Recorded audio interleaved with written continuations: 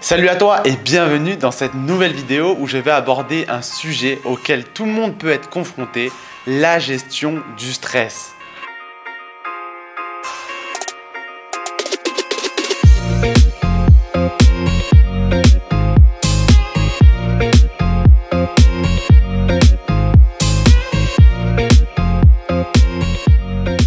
Alors si j'aborde ce sujet, c'est aussi parce que j'y ai été confronté la semaine dernière lorsque j'étais en vacances.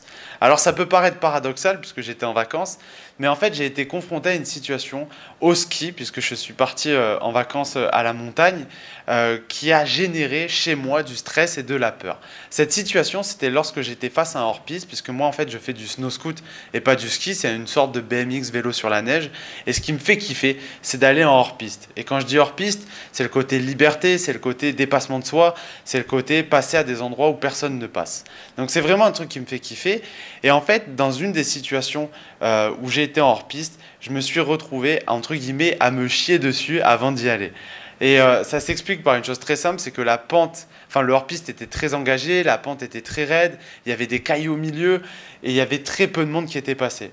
Et en fait, à ce moment-là, j'ai commencé à faire de la visualisation négative. Le truc génial pour ne pas réussir ce qu'on est en train de faire. C'est-à-dire que j'ai commencé à me dire « Oh là là, mais t'as vu le truc, c'est quand même très risqué, est-ce que tu vas y arriver? Est-ce que tu vas pas rater ton virage et du coup, tu vas pas te mettre en danger? Mais imagine qu'il y ait une pierre qui se décroche. » Enfin, voilà, j'ai commencé à faire de la visualisation négative parce que, en fait, ce que je me suis rendu compte surtout, c'est que le fait d'avoir peur, le fait de stresser, ça créait chez moi une part d'irrationalité. C'est-à-dire que ce que je voyais n'était plus rationnel. J'étais en train de m'imaginer plein de choses qui, factuellement, n'étaient pas du tout sûres d'arriver.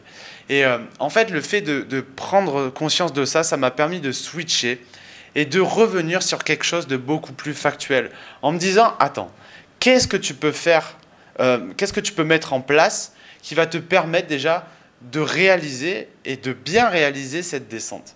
Et je me suis rendu compte d'une chose, c'est que déjà, la première chose que je pouvais faire, c'était simplement de bien choisir ma trace. Quand je dis bien choisir ma trace, c'était parce que c'était assez serré de me dire, voilà, tu vas passer là, là et là. Et rien que le fait de faire ça, si j'y arrive, déjà, j'ai 50-60% de la descente qui sera bien réalisée. Donc ça, c'était un truc qui se passait dans la préparation de l'événement. Et ensuite, je me suis dit, plutôt que de s'imaginer 50 trucs que je pourrais faire pour bien réaliser le truc, je vais me concentrer sur une chose. Et cette chose-là, donc bon, c'était premièrement de bien choisir sa trace, mais ça c'est presque avant de commencer la descente. Et le deuxième truc que je vais faire pendant la descente, c'est de bien tourner au moment que j'avais choisi pendant la descente. C'est-à-dire qu'il y avait un moment où il y avait plusieurs pierres, etc. Mais j'avais choisi le moment où j'allais tourner. Et le seul truc sur lequel je vais me concentrer, c'est sur la technique du virage à ce moment-là. Et le fait de faire ça, le fait de se concentrer premièrement sur choisir ma trace avant et deuxièmement de me concentrer sur un élément technique pendant ma descente, en fait, ça a fait baisser mon niveau de stress, ça a réduit mon sentiment de peur et ça m'a permis derrière de réaliser la descente beaucoup plus sereinement et surtout de le réaliser et d'y arriver.